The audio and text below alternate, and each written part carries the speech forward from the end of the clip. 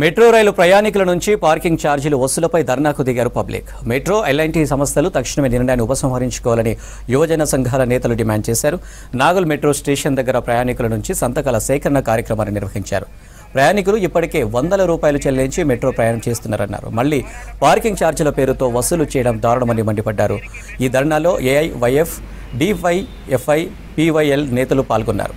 అధికారులు సానుకూల నిర్ణయం తీసుకోకపోతే యువజన సంఘాల ఉద్యమం ఉధృతం చేస్తామన్నారు.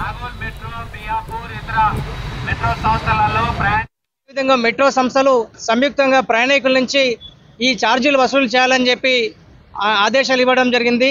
దాన్ని ఉపసంహరించుకోవాలని అన్ని యువజన సంఘాల పక్షాన ఈరోజు నాగోల్లో ఉన్నటువంటి మెట్రో స్టేషన్ వద్ద ఈ పార్కింగ్ వద్ద ప్రయాణికులతోని సిగ్నేచర్ క్యాంపెయినింగ్ చేస్తున్నాం.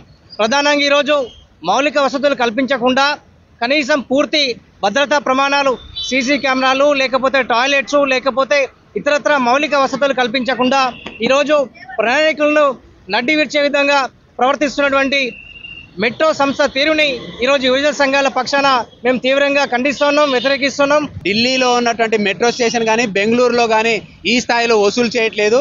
కానీ ఇక్కడ మెట్రో సంస్థ మాత్రం, హైదరాబాద్ మెట్రో సంస్థ ఈ స్థాయిలో మెట్రో ఛార్జీలు వసూలు చేస్తున్నారు.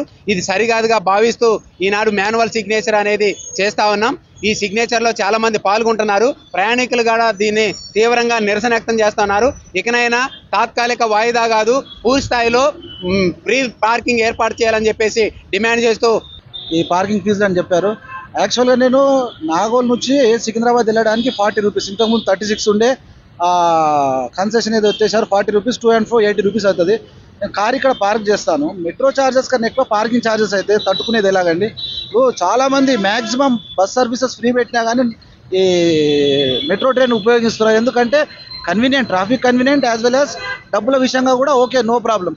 కానీ ఈ విధంగా డబ్బులు మెట్రో ఛార్జెస్ కన్నా పార్కింగ్ ఛార్జెస్ ఎక్కువ అవడం అనేది చాలా